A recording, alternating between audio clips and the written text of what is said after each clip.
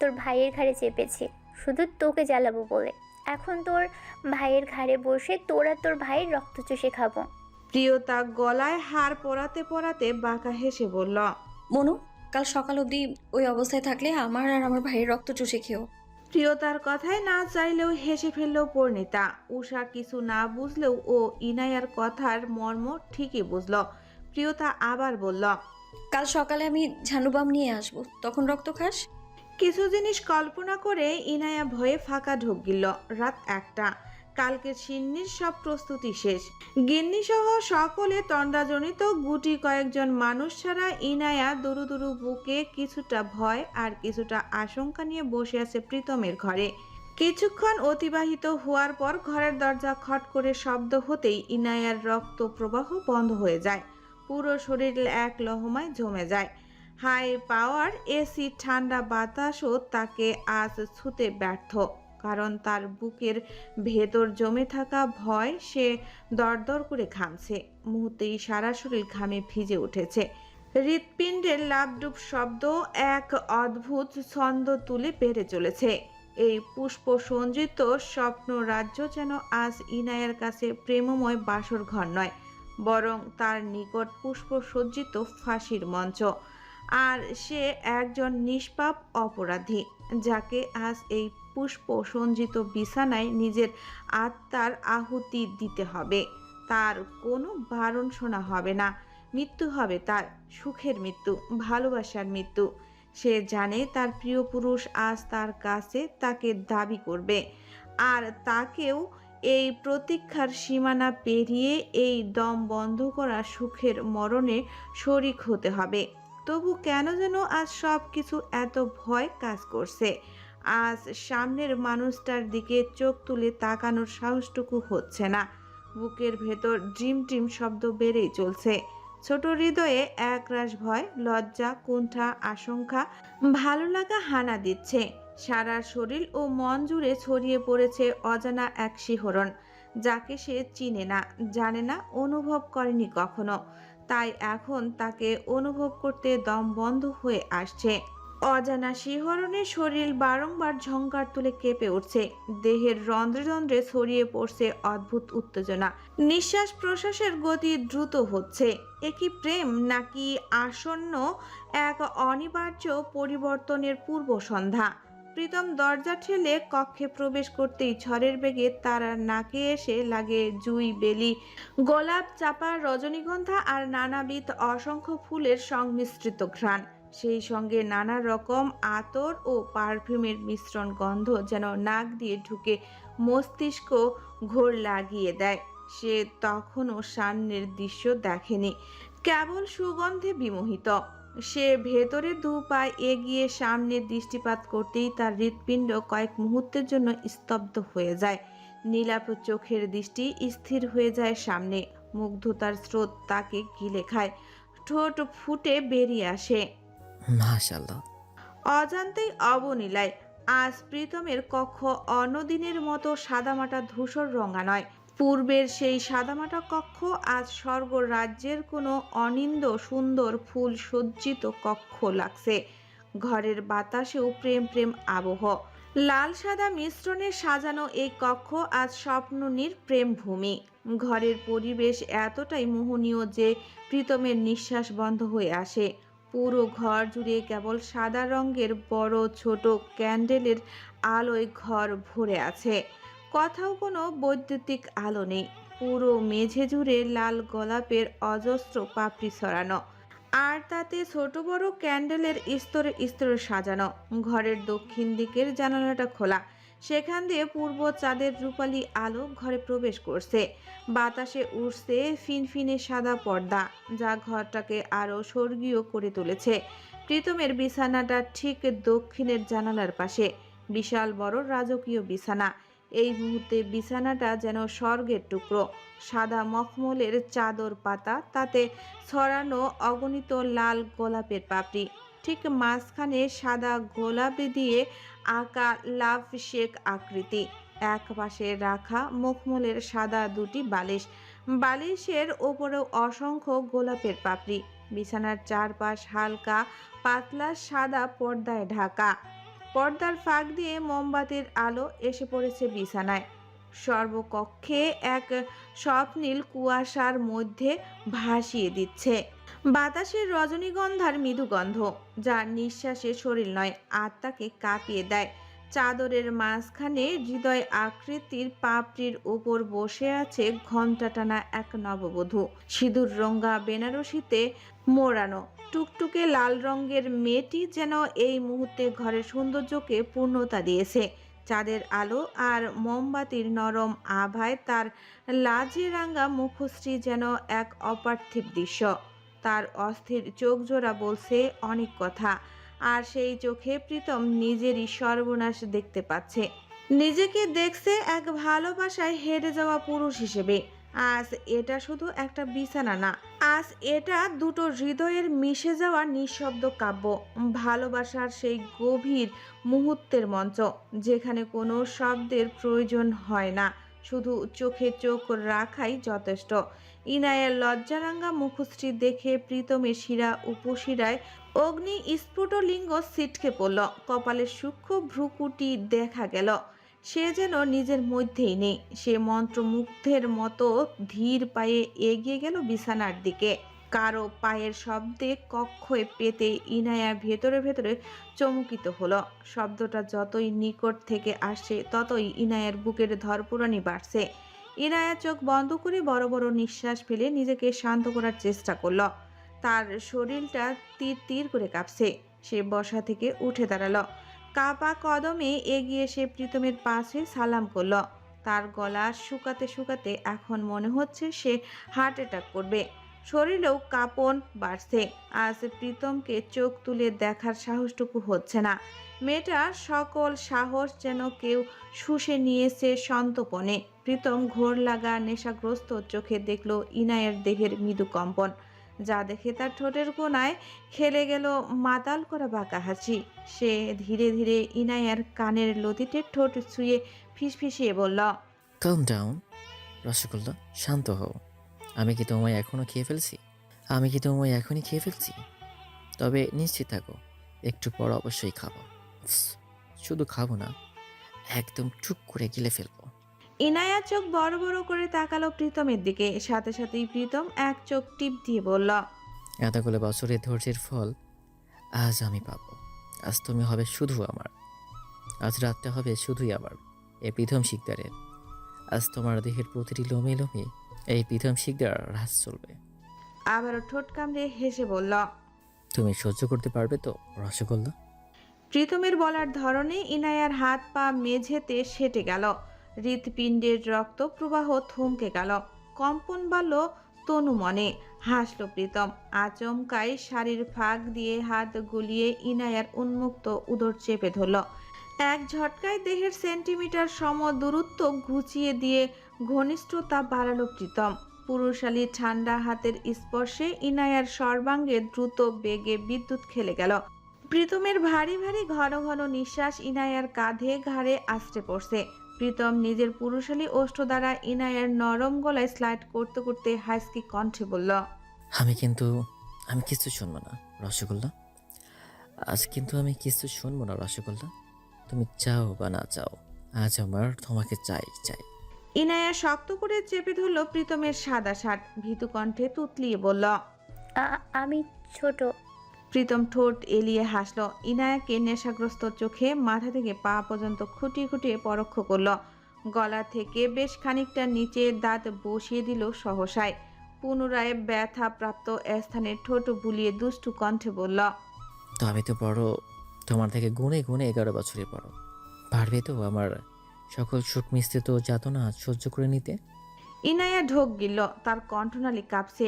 প্রীতম আবারও মদ্যপানের মতো অধৈর্য কণ্ঠে বলল, উফ, এত কিছু পরে আমার ইয়াম্মি ইয়াম্মি রসগোল্লা লুকানো কি দরকার ছিল?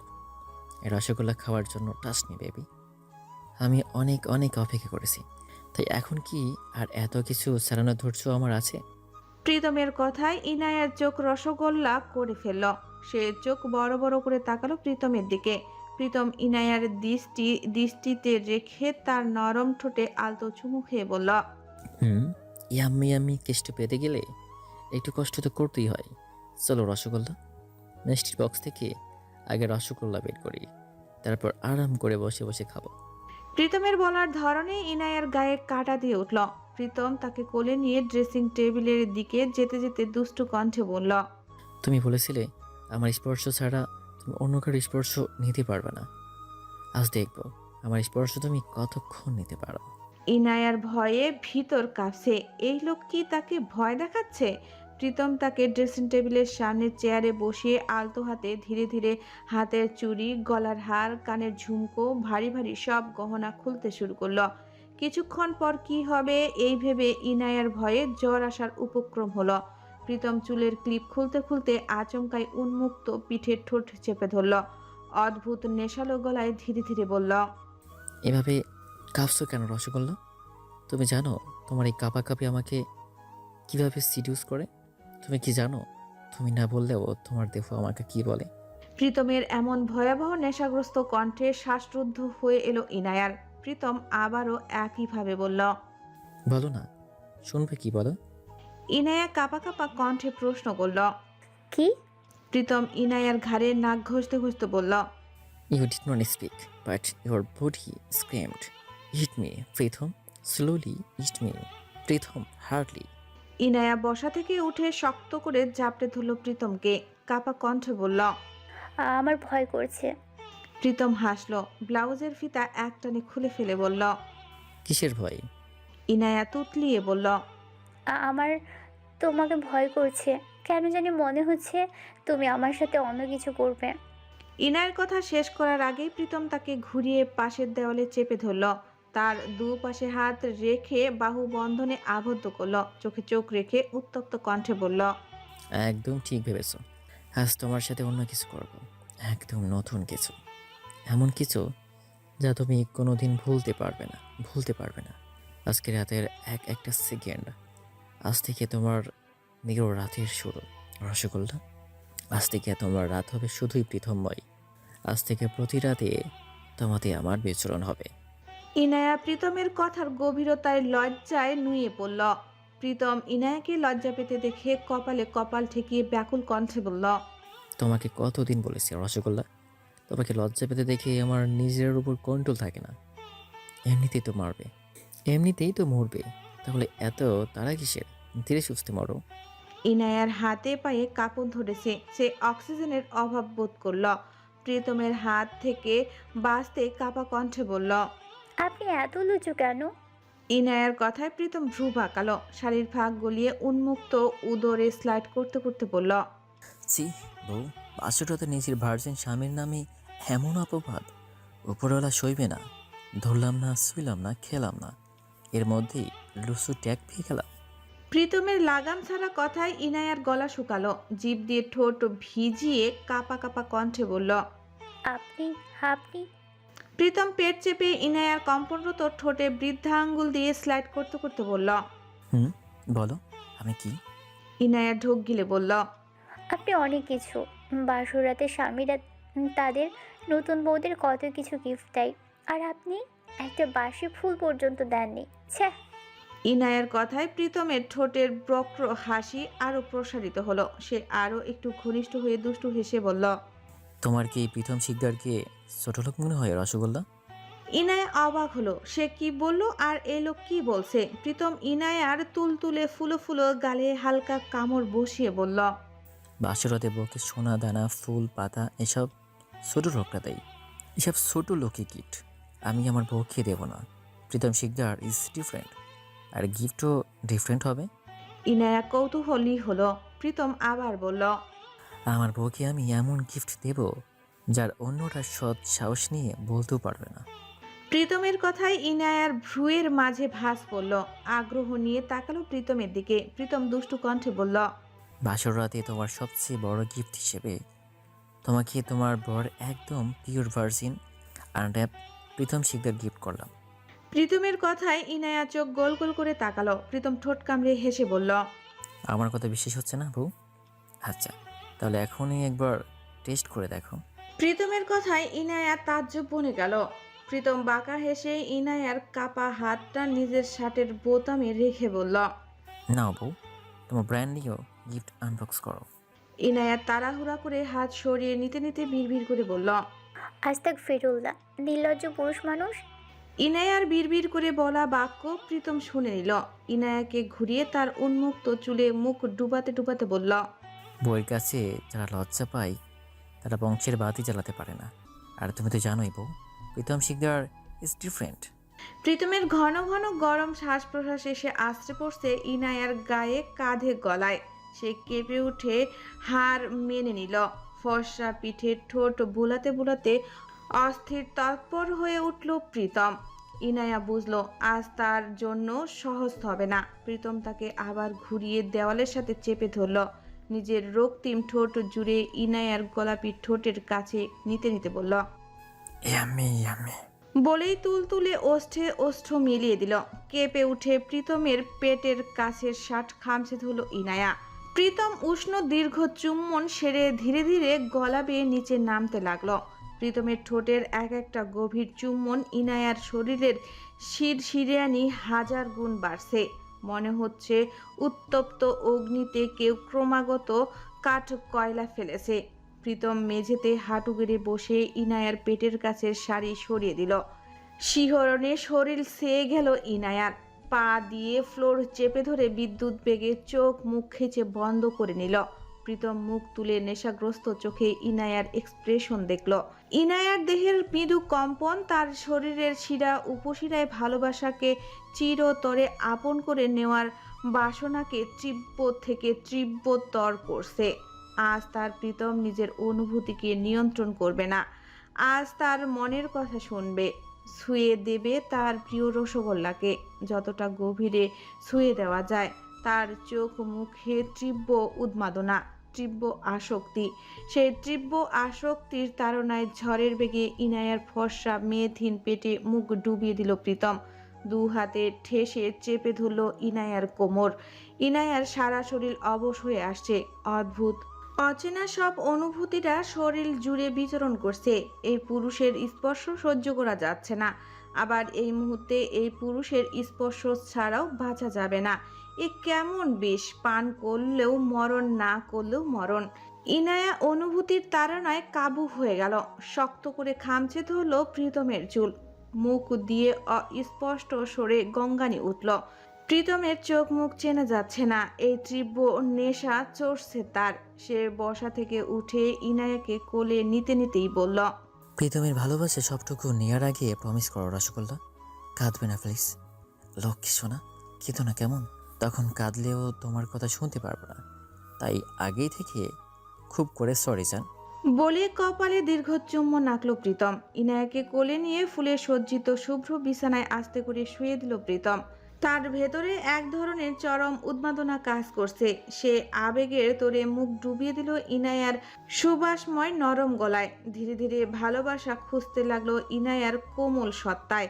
জীবনের প্রথমবার কোনো পুরুষের দ্বারা এমন ঘনিষ্ঠ স্পর্শে মুহূর্তেই ইনায়ার সর্বাঙ্গ শরীর ভূমিকম্পের ন্যায় থরথর করে কেঁপে উঠল। অঙ্গ পতঙ্গে তীব্র কম্পনের সৃষ্টি হলো। কিন্তু প্রীতম উন্মাদ, মরিয়া।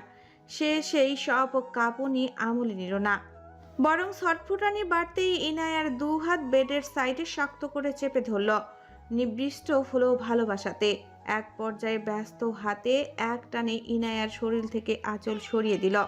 চারপাশে চাঁদের স্নিগ্ধ আলো এসে লুটোপুটি খাচ্ছে বিছানার উপর। আর সেই আলোয় যেন প্রীতম আরো বেশি উন্মাদ, আরো বেশি অ্যাগ্রেসিভ হয়ে উঠেছে। উত্তেজিত হস্তে নিজের সদেব রঙা শার্টটা এক প্রকার টেনে টুনে খুলে বিছানার এক কোণে ছুঁড়ে ফেলল। শার্টটা সেথায় পড়ে রইল অবহেলায়। আজ আর সে কোনো বাধা মানতে চায় না। মিশে যেতে চায় ইনায়ার অস্তিত্বে।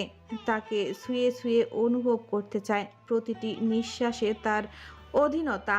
প্রীতমের শক্তপুক্ত সুগঠিত নগ্ন পুরুষালী শরীরের দিকে চোখ পড়তেই ইনায়ার নিঃশ্বাসটুকু আটকে আসলো কণ্ঠনালীতে। গলার কাছে জমে উঠল এক প্রকাশিত লজ্জা। সে লজ্জায় কুণ্ঠায় চোখ নামিয়ে নিল। ইনায়াকে লজ্জায় কুণ্ঠিত হতে দেখে প্রীতম তার কানের কাছে ঠোঁট এনে মৃদু হেসে বলে উঠল। আজ তুমি শেষ rasgulla. I desperately need your. ইনায়ার নাজুক কোমল শরীরখানা শিউরে উঠল। সে বিছানার চাদর শক্ত করে মুঠোয় চেপে ধরল। তার সেই শিমুল তুলোর মতো দেহখানা প্রীতমের চুম্বনে ও ছোঁয়ায় ধীরে ধীরে জেগে উঠেছে। চাঁদের আলোয় চোখাচোখি হলো দুজনের, আর তাতেই প্রীতম নিজের উপর থেকে সমস্ত নিয়ন্ত্রণ হারিয়ে ফেলল। রসগোল্লার মতো প্রিয় এই নারীর সঙ্গে সে আজ আর কোনো দূরত্ব রাখল না। শারীরিক মানসিক আসক্তি সব বাধা ছিন্ন করে সে বিচরণ করতে লাগলো ইনায়ার দেহের প্রতিটি লোমে লোমে, আবেগের ঘূর্ণিতে।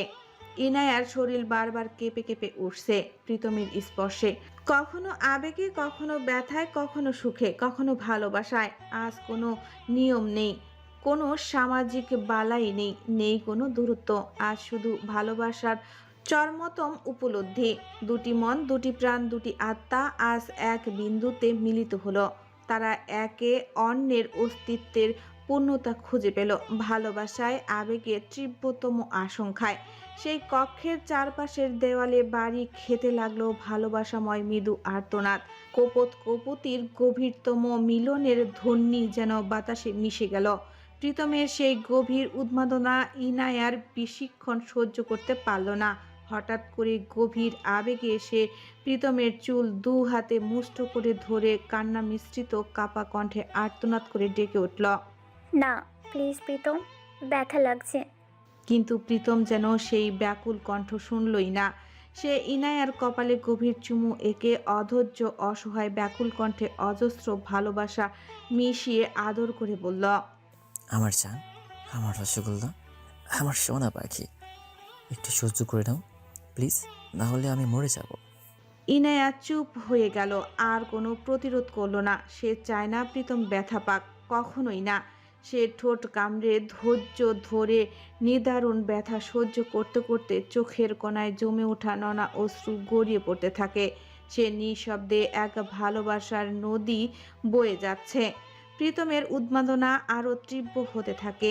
প্রীতম তার শুষ্ক ঠোঁটে একটুকরো আলতো চুমু খেয়ে অস্পষ্ট কণ্ঠে বলে, আমার রসগোল্লা, দু একদিন গেলে সব ঠিক হয়ে যাবে, আর ব্যথা করবে না। I love you.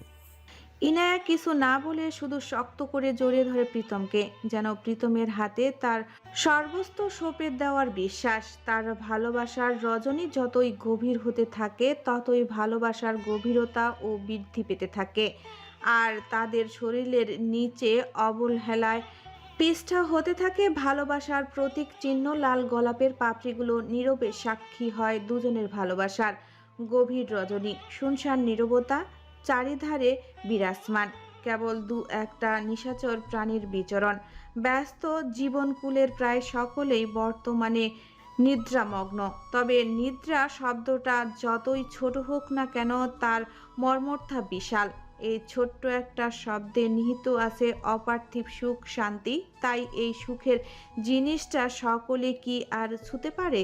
মন মস্তিষ্কে চঞ্চল, চিত্ত চৈতন্য শান্ত না হলে নিদ্রা আসে না।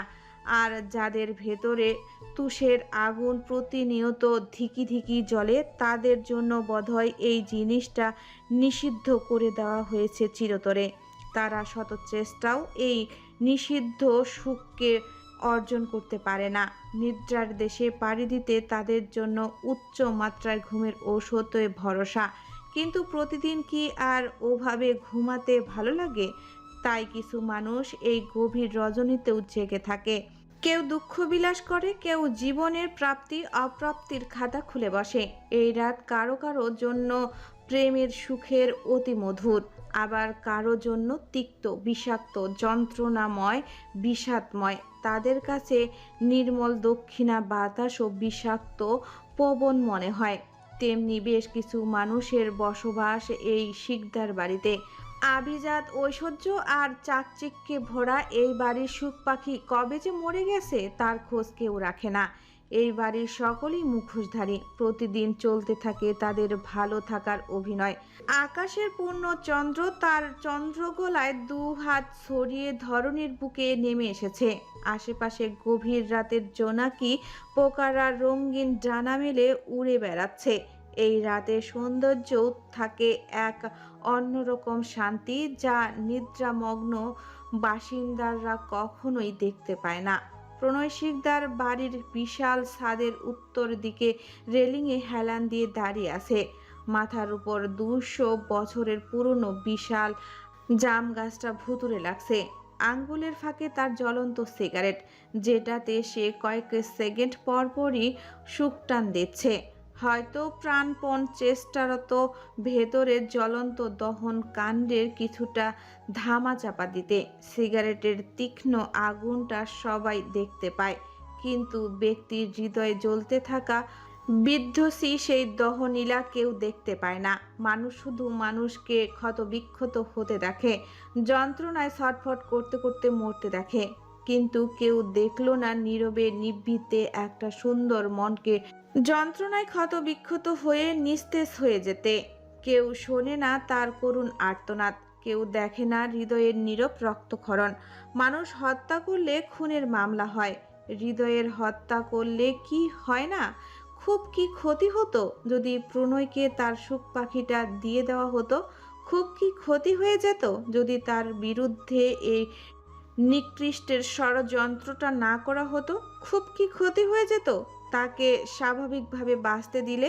খুব কি ক্ষতি হয়ে যেত তাকে মানুষ থেকে জানোয়ারে পরিণত না করলে? সে তো কখনো কারো ক্ষতি করেনি, কখনো কারো সাথে পাশে থাকেনি, কিচ্ছু চায়নি, শুধু মন থেকে, প্রাণ থেকে, আত্মার অন্তরস্থল থেকে মাত্র একজনকেই চেয়েছিল। কিন্তু বিনা অপরাধে তার থেকে সে অতি আকাঙ্ক্ষিত জিনিসটাও কেড়ে নেওয়া হলো, ছুঁড়ে মারা হলো তাকে অতুল যন্ত্রণার নীল সাগরে। কেন তার থেকে তার বাঁচার কারণ লুপ্ত করা হলো? এ প্রশ্নের কোনো উত্তর নেই। কি অপরাধের শাস্তি সে পেল, সে এ প্রশ্নেরও কোনো উত্তর নেই। শুধু জানে সে নিঃস্ব হয়ে গেছে। কার কাছে করবে সে এই অভিযোগগুলো? কে দেবে এর উত্তর? কেউ নেই। সত্যি বলতে তাকে নিঃস্বার্থে কেউ পৃথিবীতে কেউ ভালোবাসেনি, কখনো কেউ না। চিন্তা করতে করতে সিগারেটটা শেষ হতে হাতটা পুড়ে গেল নিমেষেই। তবুও উফ পর্যন্ত করল না প্রণয়, কারণ এগুলো তার কাছে ব্যথার কাতারেই পড়ে না। সে রেলিং ধরে উপরে রাখা সিগারেটের প্যাকেট থেকে আরেকটা সিগারেট ধরিয়ে পুরুষালী কালচে লাল ঠোঁটে চেপে ধরল। চোখ বন্ধ করতেই হৃদয়ের বন্দি মুখটা চোখের পাতায় ভেসে উঠল। সঙ্গে সঙ্গে দৃষ্টিপটে ভেসে উঠল অতীতের কিছু সুখকর স্মৃতি সহ ভবিষ্যতের সম্ভাব্য কিছু দৃশ্য। সাথে সাথে চমকে চোখ খুলে ফেলল প্রণয়। নিঃশ্বাসটা আটকে আসলো গলায়। চোখের পলক ফেলবার আগেই চোখের কার্নিশ বেয়ে গড়িয়ে পড়ল উষ্ণ কয়েক ফোঁটা তরল। বেশি চিন্তা ভাবনা করতে গিয়ে সে জ্বলন্ত বুকের আগুনে ঘি ঢেলে দিয়েছে। এখন তার নিঃশ্বাস নিতেও মনে হচ্ছে প্রাণ বেরিয়ে যাবে। তবুও সে ঠোঁটে ঠেসে হাসল, বুকে হাত দিয়ে অস্পষ্ট সুরে বলল, কল্পনা করে এইভাবে কাঁদছিস, তাহলে নিজের চোখ দেখবি কিভাবে? তোকে তুই সচক্ষে দেখার সামর্থ্য রাখতে হবে। সব না দেখে তুই মরতে পারবি না। এ আব্রুল শেখদার প্রণয় তোকে মরতে দেবে না। কি ভাবছিস এত নিষ্ঠুর কিভাবে হলাম? কারণ আমি আর নিজেকে মানুষ হিসেবে মনে করি না, তাই তোর মায়া আমি অনেক আগিয়ে ছেড়ে দিয়েছি। তুই যাকে বুকে শক্ত করে ধরে রেখেছিস, যাকে ছাড়া দম ফেলতে পারিস না, সে কোনোদিনও তোর হবে না। বরং যা হবে তা তুই সহ্য করতে পারবি না। তাই যতক্ষণ যন্ত্রণা সহ্য করতে পারবি ততক্ষণই বেঁচে থাকবি। তোর আপন জননা তোর পিঠে ছুরি মেরেছে, এর থেকে বেশি আর তুই কি আশা করিস? হাতে থাকা দ্বিতীয় সিগারেটটাও পুড়ে গেল। প্রণয় আরেকটা সিগারেট জ্বালিয়ে ঠোঁটে চেপে ধরতেই কেউ এক ঝটকায় সেটা বের করে নিল। চোখ বন্ধ রেখে মৃদু হেসে ফেলল প্রণয়। আগন্তককে এক হাতে টেনে ধরে আচমকায় বুকের সাথে আষ্টে পিষ্টে শক্তপোক্ত বাঁধনে জড়িয়ে ধরল। নিস্তব্ধ হয়ে গেল প্রিয়তা। কিছু বলতে নিলে প্রণয় ব্যথাতুর কণ্ঠে ধীরে বলল, শ্শ্, চুপ, একটু থাক না জানে এভাবে। প্রিয়তারও কি হলো কে জানে। সেও দু হাতে শক্ত করে প্রণয়ের পিঠ জড়িয়ে ধরার চেষ্টা করলো। মিশে গেল প্রণয়ের বলিষ্ঠ পুরুষালী বক্ষে।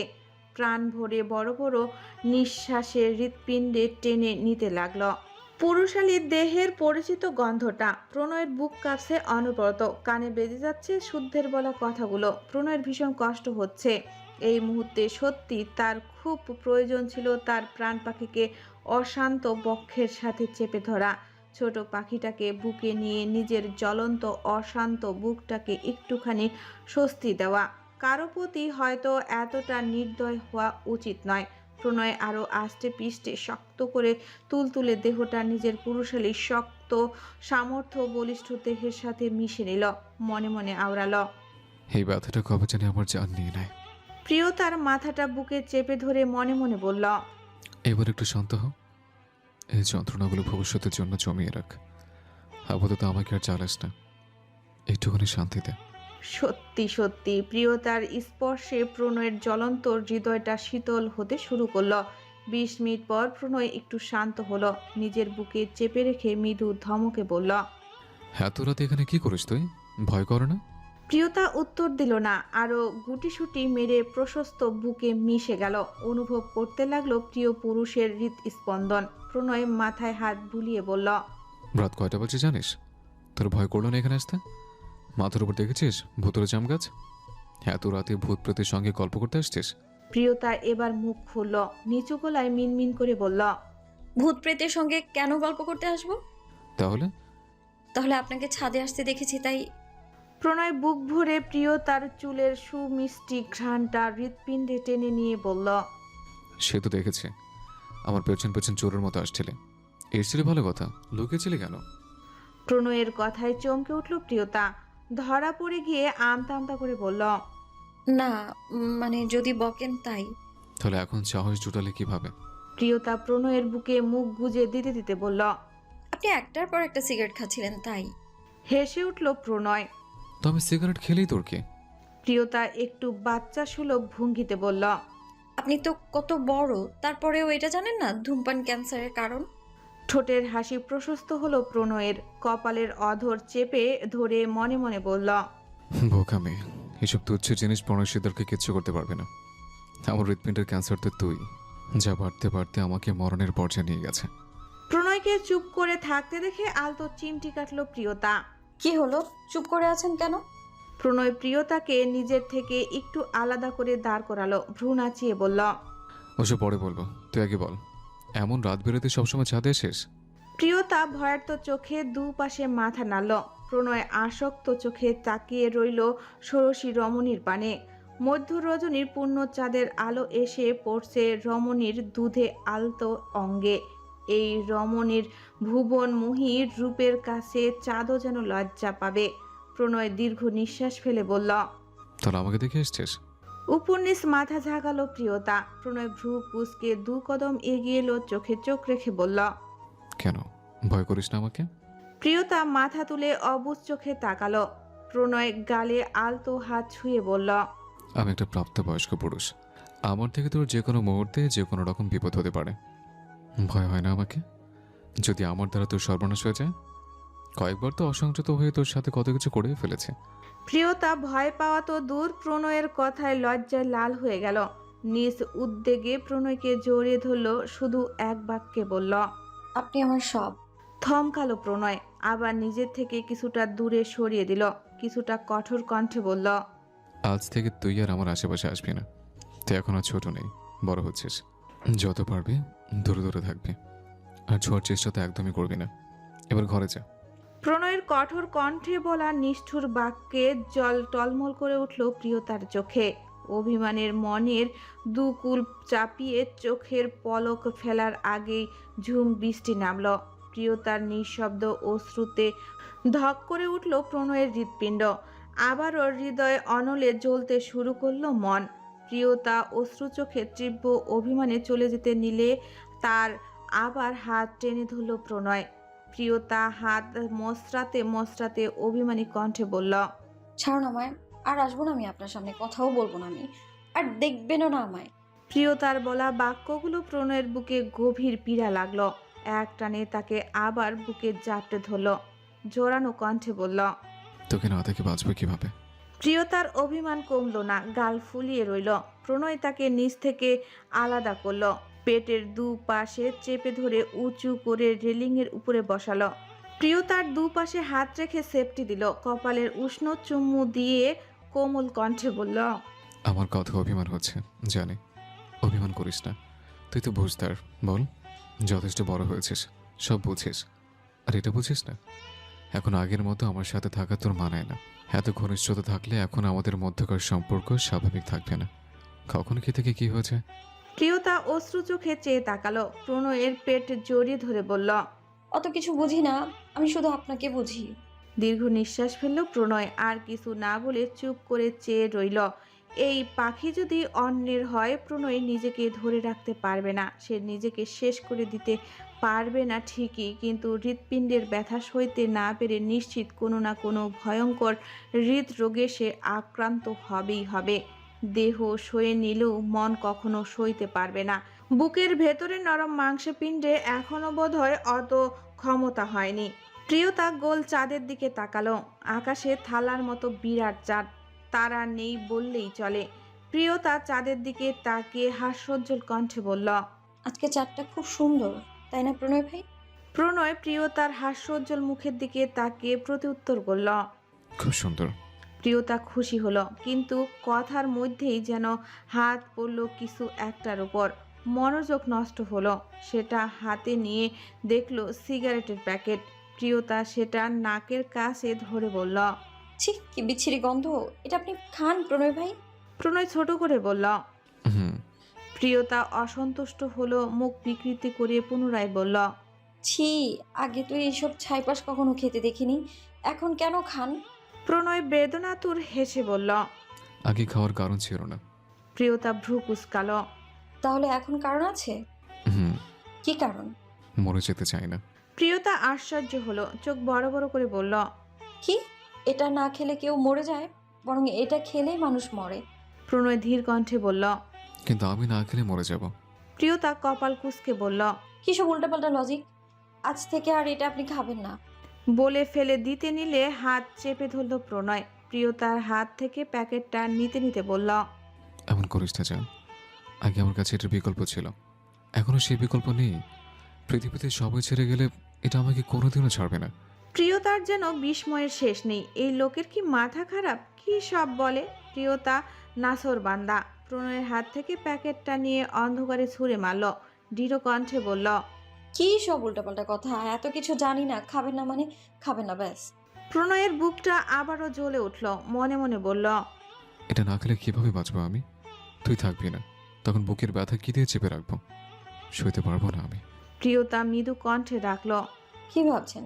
প্রণয় দীর্ঘ নিঃশ্বাস ফেলে বলল। কিছু না। প্রিয়তা আবদার করে বলল। প্রমিস করেন আপনি আর খাবেন না? কিন্তু কিছু বলল না প্রণয়, শুধু আকাশ পানে চেয়ে থেকে বলল। আঁকড়ে ধরার জন্য মানুষের কিছু না কিছু প্রয়োজন হয়। যখন আমার প্রাণ পাখি আমার ছিল, তখন আমার পৃথিবী অন্যরকম ছিল। এসবের প্রয়োজন ছিল না। এখন আমার প্রাণ পাখি আমার নেই, তাই আমি এটাকে আঁকড়ে ধরেছি। যখন সে অন্যের হবে, তখন হয়তো এর সাথে আরও কিছু যোগ হবে। পুরুষ মানুষ আঁকড়ে ধরার জন্য দুটোর মধ্যে একটার প্রয়োজন হয় যান। দুটোর মধ্যে যে কোনো একটা নেশায় তাকে ডুবে থাকতে হয়। প্রণয়ের অদ্ভুত কথার আগামাথা প্রিয়তা কিছুই বুঝল না, তবুও অবুঝের মতো প্রশ্ন করল। কোন দুটা? প্রণয় প্রিয়তার পানে চেয়ে হাসলো। তার রক্ত লাল ঠোঁটের পানে চেয়ে বলল। কিছু না, এখন চল, অনেক রাত হয়েছে। প্রিয়তা রাজি হলো না। রেলিং থেকে নেমে গিয়ে ছাদে লাগানো বড় দোলনায় বসলো। প্রণয়ও গিয়ে তার পাশে বসলো। প্রিয়তা তার দিকে কিছুক্ষণ চেয়ে বলল। ওই পাশে বসুন। প্রণয় বাক্য ব্যয় না করে দোলনার এক প্রান্তে বসলো। প্রিয়তা সুন্দর মতো তার অরুতে মাথা রেখে শুয়ে পড়ল। কোমর জড়িয়ে ধরে পেটে মুখ গুজে বলল। Good night. হাসলো প্রণয় দীর্ঘশ্বাস ফেলে চুলের ক্লিপটা খুলে পাশে রাখলো। সাথে সাথে দু হাত সমান লম্বা চুলগুলো তরতর করে ছাদের মেঝেতে লুটিয়ে পড়ল। প্রণয় ধীরে ধীরে সবগুলো নিজের বাঁ হাতে পেঁচিয়ে নিল।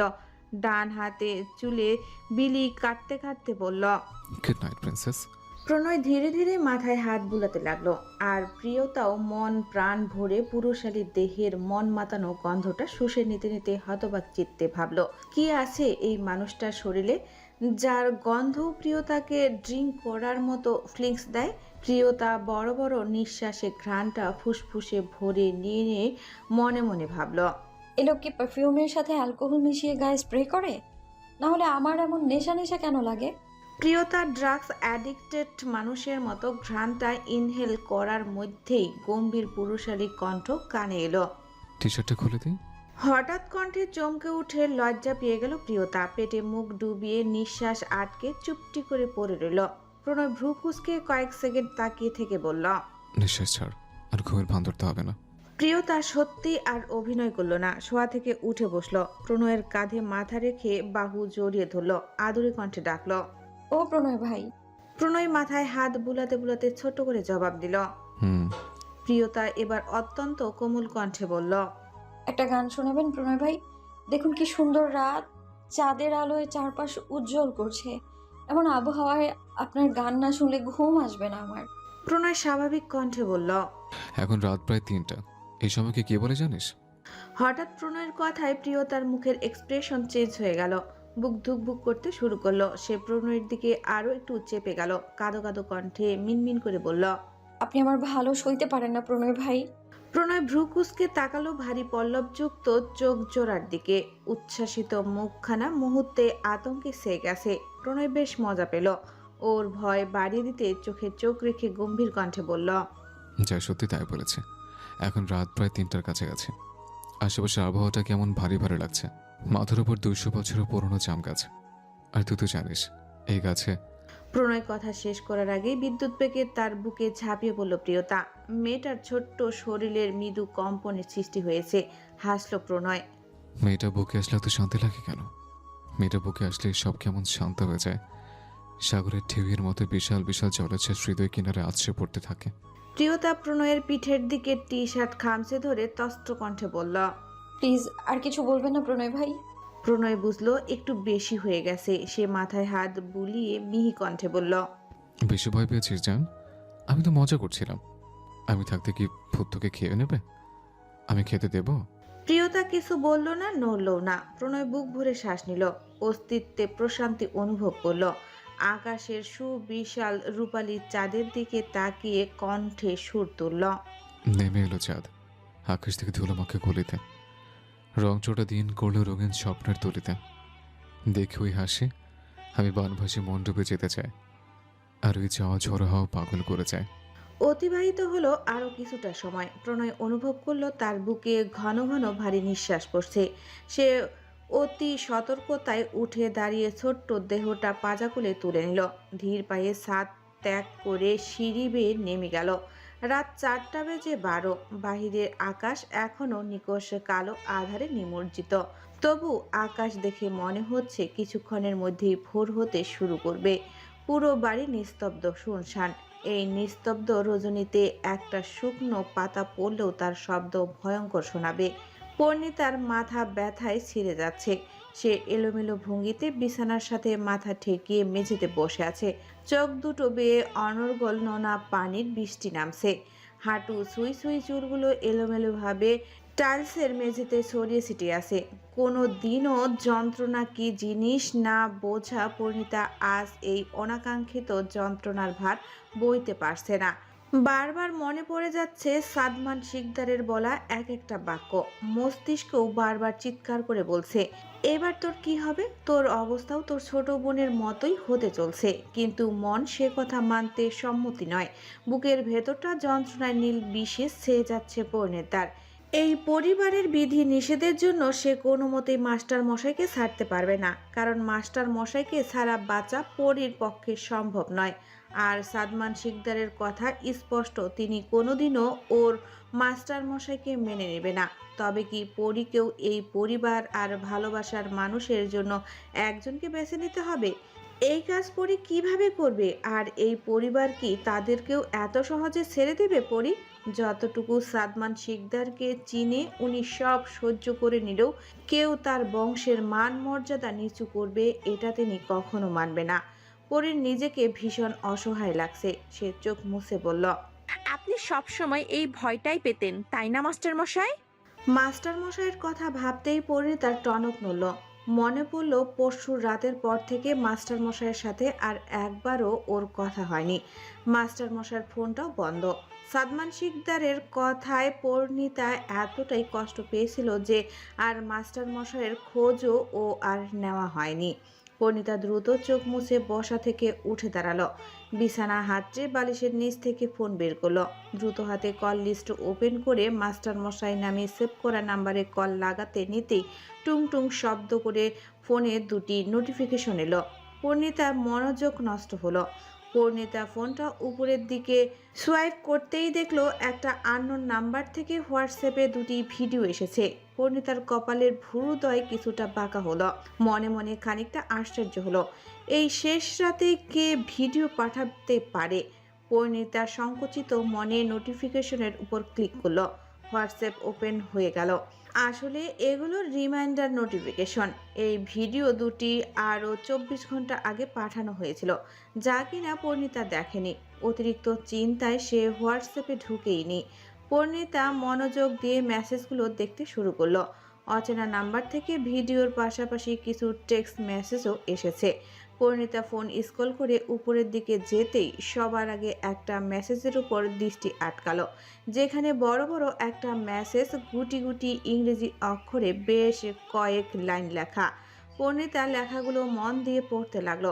মেসেজটা এমন ছিল: মাই প্রিন্সেস, আমি চাইনি তোমাকে এসব বলতে বা দেখাতে। আমি জানি আমার প্রিন্সেস অনেক স্নিগ্ধ হৃদয়ের, এসব সহ্য করতে পারে না। তবুও আমি হেল্পলেস। আমি চেষ্টা করেছিলাম সবভাবে বিষয়টা সামলে নেওয়ার, বাড়তে না দেওয়ার চেষ্টা করেছিলাম একজন ভালো বাবা হয়ে থাকতে, কিন্তু পারলাম আর কই। কি বলো তো, আমার মেয়ে তো জেদটাও আমার মতোই নেই পেয়েছে। যাই হোক প্রিন্সেস, তুমি যেহেতু আমার কথা শুনবেই না, তাহলে নিচের ভিডিওগুলো তোমার জন্য। এরপর ভেবে দেখবে আমার কথা শুনবে কিনা। তবে নিচের ভিডিওটা দেখার আগে উপরের ভিডিওটা দেখবে। অবশ্যই নিজেকে মেন্টালি স্ট্রং করে নিয়ে দেখবে। মেসেজটা দেখে পরিণীতা বিস্মিত হলো। এই অদ্ভুত কথাগুলোর আগা মাথা কিছুই বুঝলো না। তবে এটা বুঝলো এগুলো তার আব্বু পাঠিয়েছে। তবে কি আছে এই ভিডিওতে যা দেখার জন্য পরীকে মেন্টালি স্ট্রং হতে হবে? সাদমান শিকদারের অ্যালার্ট দেখে পরিণীতা একটু ভীতু হলো। ইতস্তত হাতে প্রথম ভিডিওটাতে ক্লিক করলো। সাথে সাথেই একটা বেশ পুরনো ভিডিও প্লে হয়ে গেল, যেখানে দুটো ছেলে সাইকেল চালিয়ে আসছে। ওদের দুজনকে দেখতে প্রায় অনেকটা কাছাকাছি, ভাই হবে হয়তো। একজনের বয়স সম্ভবত 9 থেকে 10 আর একজনের বয়স সম্ভবত 19 থেকে 20। দুজনের চেহারা দেখে পরিণীতা চমকে গেল। আরও কৌতূহলী চোখে ভিডিওটা দেখতে লাগলো। ভিডিও ছেলে দুটা সাইকেলে চড়ে বড় রাস্তা পেরিয়ে মাঠের কাছে আসতেই একটা বড় প্রাইভেট কার এসে ধাক্কা মেরে দিল সাইকেলে। ছেলে দুটো উল্টে পড়লো মাঠের পাশে। সাথে সাথে গাড়ি থেকে নেমে এলো কালো পোশাক পরিহিত সুঠাম দেহি 4 থেকে 5 জন দেহরক্ষী।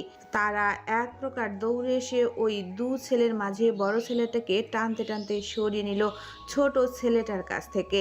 সাথে সাথে ছোট ছেলেটা চিৎকার দিয়ে কেঁদে উঠল। আহাজারি করতে করতে বলল, আমার ভাইয়াকে কোথায় নিয়ে যাচ্ছেন? সে চিৎকার দিয়ে তার বড় ভাইয়ের দিকে এগিয়ে যেতে নিলে একজন বিশাল দেহি গার্ড এসে তার ছোট দেহটা আটকে দেয়, যেতে দেয় না তার ভাইয়ের কাছে। দেখতে দেখতে উপর 4 জন গার্ড অমানুষের মতো মারতে থাকে সেই 19 থেকে 20 বছর বয়সী ছেলেটাকে। মারতে মারতে ছেলেটার মুখ দিয়ে রক্ত উঠে যায়। তবুও সেই ছেলেটি হাসে, চিৎকার দিয়ে বলে। সাথে সাথেই গাড়ির দরজা খুলে বেরিয়ে আসে সাদা পাঞ্জাবি পরিহিত সাদমান শিকদার। ধীর পায়ে হেঁটে এসে ছেলেটার গলা পা দিয়ে চেপে ধরেছে। ক্রুদ্ধ চেহারায় বাঁকা হেসে বলেন, তোকে অনেক সুযোগ দিয়েছি বেঁচে থাকার জন্য, অনেক সুযোগ দিয়েছি নিজেকে শুধরে নেওয়ার জন্য, কিন্তু তুই ছোট লোকের বাচ্চা আমার মেয়ের পিছুই ছাড়ছিস না। তোদের মতো ছোট লোকেরা আসলে বাচ্চার যোগ্যতায় রাখে না। ভেবেছিলাম বয়স কম, মাফ করে দেব, কিন্তু তুই সব সীমা ছাড়িয়ে পেরেছিস। এবার তুই দেখবি এই সাদমান শিকদার কতটা নিকৃষ্ট। দীর্ঘক্ষণ পা দিয়ে গলা চেপে ধরায় ছেলেটার কাশি উঠে গেল। সাদমান শিকদার একটা গার্ডের দিকে তাকিয়ে হাত বাড়াতেই গার্ডটা বিশাল বড় রামদা সাদমান শিকদারের হাতে তুলে দিল। সাদমান শিকদার সেটা হাতে নিয়ে ছেলেটার দিকে তাকালেন, বাঁকা হেসে বললেন, তুই বলেছিলি না তুই মরতে ভয় পাস না, এখন পাবি। তুই ভয় পেতে বাধ্য। তোকে এমন নৃশংস মৃত্যু দেব যা দেখে আশেপাশ থমকে যাবে। তোর মৃত্যু দেখে বোবা প্রাণীরাও ভয়ে কাঁপবে। দ্বিতীয়বার কেউ সাহস করবে না সাদমান শিকদারের মেয়ের দিকে হাত বাড়ানোর। তবুও ছেলেটার চোখে মুখে কোনো ভয় নেই, নেই কোনো উদ্বেগ উত্তেজনা। ছেলেটা বোধহয় আল্লাহর নাম নিয়ে কালেমা পড়ে চোখ বন্ধ করে নিল। তার ছোট্ট ভাই চিৎকার দিয়ে কাঁদছে আর সবার কাছে মিনতি করছে। সাদমান শিকদার চোখের পলক ফেলার আগেই সজোরে কোপ বসিয়ে দিলেন ছেলেটার বুকের মাঝ বরাবর। সাথে চমকে উঠল উপস্থিত সকল গার্ডসহ ছেলেটার ছোট্ট ভাই। একদম থমকে গেল পরিবেশ। রক্তের একটা পিচকারি ছিটকে এসে পড়ল সাদমান শিকদারের সাদা পাঞ্জাবিতে। সাদমান শিকদার বাঁকা হেসে দুজন গার্ডের দিকে তাকাতেই গার্ডরা এসে ছেলেটার বুক থেকে হৃৎপিণ্ড টেনে বের করে নিল। তখন হয়তো ছেলেটা জীবিত ছিল। এই নৃশংস হত্যাকাণ্ড দেখে ছেলেটার ভাই তৎক্ষণাৎ সেন্সলেস হয়ে পড়ে। সাদমান শিকদার টিস্যু দিয়ে মুখ মুছতে মুছতে গাড়িতে উঠে বসেন। এটাকে এখানেই ফেলে রাখো, গোটা রায়পুরবাসী দেখুক সাদমান শিকদারের মেয়ের দিকে হাত বাড়ানোর শাস্তি কতটা ভয়ানক। সাথে সাথেই প্রথম ভিডিওটা বন্ধ হয়ে গেল। পরিণীতার সকল অঙ্গ প্রত্যঙ্গ থরথর করে কাঁপছে। ভয়ভীতি চোখ দুটো বেয়ে টপ টপ করে অশ্রু গড়িয়ে পড়ছে। পরিণীতা ফোনটা হাতে ধরে রাখার শক্তি পাচ্ছে না। কাপা দু হাতে ফোনটা শক্ত করে চেপে ধরল। নিঃশ্বাস আটকে আসছে পরিণীতার। ওই ছোট্ট ছেলেটাকে চিনতে পরিণীতার ভুল হয়নি। আর কোনো প্রশ্ন চিন্তা করার মতো অবস্থায় পরিণীতার মস্তিষ্ক নেই। সে ঝাপসা চোখে পরের মেসেজগুলো পড়তে শুরু করলো। পরবর্তী মেসেজটা ছিল এমন। মাই প্রিন্সেস, আমি জানি তুমি এই মুহূর্তে অনেক ঘাবড়ে আছো, প্যানিক করছো, কিন্তু কুল, শান্ত হও। এত ঘাবড়ানোর কিছু নেই। এগুলো আমাদের জন্য মশা মারার মতো ব্যাপার। তুমি হয়তো ভাবছো এটা তোমাকে কেন দিলাম, দিতে চাইনি, কিন্তু তুমি আমার জন্য আর কোনো রাস্তাই রাখেনি প্রিন্সেস। এই ভিডিওটা তোমার আগে ওই ছেলেটাকে দিয়েছিলাম, যার হাত ধরে তুমি আমার বংশমর্যাদা চুরমার করে দেওয়ার পরিকল্পনা করেছো, কিন্তু ভিখারির বাচ্চার উপর কোনো প্রভাব পড়েনি। তুমি নিশ্চয় চিনে ফেলেছো ওই বাচ্চা ছেলেটাকে। হ্যাঁ, ওই ছেলেটাই এখানকার তোমার সেই মাস্টারমশাই। ওই ছেলেটা নিজে চোখের সামনে সব দেখেছে, সব জানতো। তারপরও আমার মেয়ের দিকে হাত বাড়ানোর সাহস করেছে। ওর নিজে চোখের সামনে দেখেছে। আমার মেয়ের দিকে হাত বাড়ানোর জন্য ওর ভাইয়ের সাথে ঠিক কী করেছি। তবুও ওই ভিখারির বাচ্চার কলেজায় এত সাহস যে আবারও আমার মেয়ের দিকে হাত বাড়িয়েছে। শুধু তাই নয়, ভাইয়ের মতো ওকেও সাবধান করেছিলাম, কিন্তু আমার কথার 5 পয়সারও মূল্য দেয়নি। সব জেনে শুনে মরার জন্য পাগল হয়ে উঠেছিল।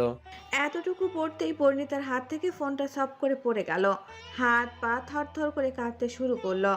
মনে হচ্ছে তার হৃৎপিণ্ডটা কেউ ধারালো নখ দিয়ে চেপে ধরেছে। তার মাস্টার মশাইয়ের সাথেও কি এমন কিছু? পরিণীতা আর ভাবতে পারল না। মাস্টার মশাই বলে চিৎকার দিয়ে কেঁদে উঠল। তার চোখের সামনে সব ঝাপসা লাগছে। তবুও সে কাপা হাতে ফোনটা তুলে পড়তে শুরু করলো। সেখানে লেখা, মাই প্রিন্সেস, তোমার আব্বুর কথার অবাধ্য না হতে তোমার জন্য ছোট একটা at last enjoy my click the second video. Parineeta second ভিডিওটা ক্লিক করতে সাহস পাচ্ছে না। অপ্রত্যাশিত কিছু দেখে ফেলার ভয়ে তার হাত পা ভূমিকম্পের ন্যায় কাঁপছে। সে তার মাস্টার মশাইয়ের একটা সামান্য ব্যথা সহ্য করতে পারে না। পরিণীতা অনেকক্ষণ চেষ্টা করে কাপা হাতে দ্বিতীয় ভিডিওটা ক্লিক করলো। সাথে সাথে দ্বিতীয় ভিডিওটাও প্লে হয়ে গেল। আদিপ আর পরিণীতা ওই রেস্টুরেন্ট থেকে বেরিয়ে পরিণীতাকে বাড়ি দিয়ে আদিপ নিজের বাড়ির দিকে যাওয়া ধরতেই আচমকা তাকে ধরে ফেললো কালো পোশাক পরিহিত দুজন বলিষ্ঠ দেহী লোক। আদিপ সব বুঝে যায়। মুহূর্তেই একদম নড়াচড়া করে না, ছাড়া পাওয়ার চেষ্টাও করে না। শুধু শান্ত কণ্ঠে কারো উদ্দেশ্যে বলে, তাহলে আমাকেও আপনার আসল রূপ দেখাতে চলে এলেন? কিন্তু আমি তো আপনার আসল রূপ সম্পর্কে অজ্ঞাত নই শিকদার সাহেব। বাঁকা হেসে এগিয়ে এলেন সাদমান শিকদার। বয়স 60 পেরিয়েছে অনেক আগেই, তবু জমিদার জৌলুসে ভাটা পড়েনি একটুকু। তিনি এগিয়ে এসে আদিপের সামনে দাঁড়ালেন। চোখে চোখ রেখে বললেন, তোদের সাহস দেখে আমি নিজেই মাঝে মাঝে অবাক হয়ে যাই। মৃত্যু নিশ্চিত জেনেও তোদের ভালোবাসার জন্য শুধু আমার মেয়েদেরকেই চোখে পড়ে লাগে। প্রাণের মায়া নেই। তোরা কেমন মানুষ? আর তুই তো দেখি তোর ভাইয়ের থেকেও বেশি উন্মাদ হয়ে গেছিস আমার মেয়ের জন্য। তোর ভাই নয় প্র্যাকটিক্যালি দেখেনি, তাই সাহস দেখিয়েছে। তার বিষয়টা মানা যায়। বাড়ন্ত বয়সে ছেলেদের রক্ত গরম, তাই উল্টাপাল্টা কিছু করতেই পারে। তোর ভাইও ভুল করেছিল আমার কথা না মেনে, কিন্তু তুই কি মাটি দিয়ে তৈরি তোর ভাইকে তোর চোখের সামনে এই একই কারণে নৃশংসভাবে শেষ করে দিয়েছি। তুই দেখেছিস, তবু একবারও তোর কলেজা কাঁপলো না। আমার মেয়েকে ভালোবাসার আগে তুই তোর ভাইয়ের মতো বাড়ন্ত বয়সে নেই, যথেষ্ট পরিণত আর বুঝদার। সব জেনে শুনেও কিভাবে মরতে চলে এলি? একবারও তোর বাপের কথা ভাবলি না? তুই মরলে তোদেরকে কে দেখবে? প্রাণের মায়ায় একেবারে ছেড়ে দিয়েছিস। আদিব বাঁকা হেসে তাকালো সাদমান শিকদারের দিকে। তার কোনো প্রশ্নের জবাব না দিয়ে এক বাক্যে বলল, সবই যখন জানেন তো জিজ্ঞেস করলেন কেন? সাদমান শিকদার এমন বাঁকা উত্তরে আরো ক্ষেপে গেলেন। বলিষ্ঠ হাতে সোজা ঘুষি মারলেন আদিবের নাক বরাবর। আবার ফোনটা সিটকে 2 হাত দূরে পড়ল। পরিণীতা আর কিছু না দেখে মেঝেতে হাঁটু মুড়ে বসে সশব্দে কেঁদে উঠল। ভঙ্গুর কণ্ঠে বলল, আমাকে কেন এত ভালোবাসেন মাস্টার মশাই? আপনি তো সব জানতেন, তবুও কেন আটকাননি আমায়? কেন ভালোবাসলেন? আমি আপনার জীবনটা নষ্ট করে দিলাম। মাস্টার মশাই, আগে জানলে আমি কখনো আমার ভালোবাসার কথা আপনার কাছে প্রকাশ করতাম না। আমার খুব কষ্ট হচ্ছে মাস্টার মশাই, আপনাকে ছাড়া এখন আর বাঁচতে পারবো না আমি।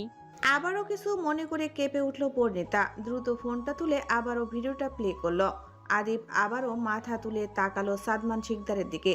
চোখে তার এক ফোঁটাও মৃত্যু ভয় নেই। আর এটাই যেন মেনে নিতে পারছে না সাদমান শিকদার। আদিব এবার হেসে বলল, কি ভাবছেন? আপনাকে কেন ভয় পাচ্ছে না? কেন চোখের সামনে সাক্ষাৎ মৃত্যুকে দেখেও ভয় পাচ্ছে না? এবার আদিব শরীর দুলিয়ে হু হু করে হেসে উঠল। আদিবকে হাসতে দেখে ভ্রু কুঁচকালেন সাদমান শিকদার। সন্দিহী কণ্ঠে বললেন, ভয়ে পাগল হয়ে গেছিস নাকি? আদিব এবার একটু শান্ত হলো। সাদমান শিকদারের দিকে 2 কদম এগিয়ে এসে বলল, এই রায়পুরের বড় কর্তা সাদমান শিকদার আমার মতো তুচ্ছ একটা ছেলেকে ভয় দেখাতে কত কষ্ট করছেন, কিন্তু কেন ভয় পাচ্ছেন আমাকে? যদি আপনার মেয়েকে হারাতে হয় তাই আমাকে মারতে ভয় পাচ্ছেন? যদি আপনার বড় মেয়ের মতো ভালোবাসায় মৃত্যু মেনে নিতে না পেরে পরিও কিছু একটা করে ফেলে? কারণ আপনিও খুব ভালোভাবে বুঝে গেছেন পরি আমাকে কতটা ভালোবাসে, তাই না? আচ্ছা বাদ দিই আপনার মেয়ের কথা, আপনি আমার কথা জানতে চেয়েছেন। ঠিক আছে, আমার কথা বলি। মৃত্যুকে না ভয় পাই, আমিও পেতাম, খুব পেতাম। বিশেষ করে আমার সামনে যেদিন নৃশংসভাবে আমার ভাইকে মেরে ফেললেন, তারপর থেকে কারো সাথে কথা বলতেও ভয় পেতাম। তোমার ট্রাই রোজ হয়ে গিয়েছিলাম কিছু বছর, অনেক সময় লেগেছে আপনার দেয়া ধাক্কাটা কাটিয়ে উঠতে। সময়ের সাথে সাথে যখন আমার ভাইয়ের মৃত্যুর কারণ জানলাম তখন খুব রাগ হয়েছিল ভাইয়ের উপর। সামান্য একটা মেয়ের জন্য কেউ মরে? খুব ঘৃণা জন্মেছিল এই ভালোবাসা না শব্দটার উপর। ভালোবাসা বলে যে কিছু আছে পৃথিবীতে, এটা মানতে রাজি ছিলাম না। কিন্তু কি হলো, হঠাৎ একদিন একদম হুট করে আসা সামুদ্রিক জলোচ্ছ্বাসের মতো আপনার মেয়ে আমার হৃদয়ের উপকূলে আছড়ে পড়ল। হঠাৎই একদিন এক নাম না জানা পরীর সাথে দেখা হয়ে গেল। তাকে প্রথমবার দেখেই বুকে একটা অদ্ভুত অনুভূতির একটা অদ্ভুত টান অনুভব করছিলাম। জানতাম না সেই কিশোরের নাম, পরিচয় কিছুই, শুধু জানতাম সে অদ্ভুত মায়াবী দেখতে। তার অবুঝ চোখের দৃষ্টি আমার বুক পাঁজরে ঝড় তুলল। যার আকর্ষণ থেকে বাঁচতে পারেনি নিজেকে। ধীরে ধীরে খুব বাজেভাবে আটকে পড়েছিলাম তার মাঝে। সে আমাকে দেখেনি কখনো, কিন্তু আমি দেখতাম। তারপর একদিন আপনার বড় ছেলে আমার কাছে এলো তার বোনকে পড়ানোর জন্য। আপনার মেয়েকে পড়াতে হবে শুনে প্রথমে তো না করে দিয়েছিলাম, কিন্তু কি মনে করে রাজি হয়ে গেলাম আপনার মেয়েকে পড়াতে। তারপর জীবনের সব থেকে বড় ধাক্কাটা খেলাম। আবারও আমার জীবনের সব হিসেব ওলটপালট হয়ে গেল। এই বাড়িতে আমার ভালোবাসার পরীকে আপনার মেয়ের রূপে দেখে আমার পায়ের নিচের জমি সরে গেল। অবাক হয়েছিলাম ভীষণ, কিন্তু বিশ্বাস করুন কেন এক অদ্ভুত কারণে সেদিন আমার একটুও ভয় লাগেনি। সে আপনার মতো এক নৃশংস ব্যক্তির অংশ শুনেও তার প্রতি বুকে জমা ভালোবাসা একটুও টান অনুভব করিনি, বরং সেটা দিন মাস বছরের সাথে সাথে ডালপালা মেলে আমার হৃদয়ে ছড়িয়ে গেল গভীর থেকে গভীরে। যেদিন ভালোবাসার দাবি নিয়ে আপনার মেয়ে আমার এই বুকে মাথা রেখেছিল, সেদিন আমি শুধু তাকে আমার বুক পাঁজরে মিশিয়ে নেইনি, মুক্ত করে দিয়েছি মৃত্যু ভয়কে। সেদিনই বুঝিয়েছি আমার ভাই কেন আপনার হাতে মরার জন্য প্রস্তুত ছিল, তবুও ভালোবাসা ছাড়তে রাজি হয়নি। আর আমি যদি আপনার বাড়িতেই আপনার মেয়েকে প্রথমবার দেখতাম, তবুও হয়তো আমার ভালোবাসা একইভাবে জন্মাতো। আর অবশ্যই আপনার মতো তুচ্ছ মানুষের ভয়ে আমি আমার ভালোবাসাকে ভুলে যেতাম না, বা ছেড়েও দিতাম না। আপনি আমাকে মৃত্যুর কি ভয় দেখাবেন? আপনার মেয়ে আমাকে এত এত ভালোবেসেছে, এখন যদি মরেও যাই আমার আফসোস নেই, কারণ পরি আমার রক্তের ফোঁটায় ফোঁটায় মিশে আছে। আমি জানি আমি পরীকে কোনোদিনও পাবো না, তবুও ওকে ভালোবাসি। শেষ নিঃশ্বাস অবধি ভালোবাসার দাবি ছাড়ব না। পরি আমার, শুধুই আমার। মৃত্যু ব্যতীত আপনি আমার পরীকে আমার থেকে আলাদা করতেই পারবেন না। সাদমান শিকদারের রাগ এবার আকাশে উঠল, তবুও তিনি নিজেকে শান্ত রাখলেন। বাঁকা হেসে বললেন,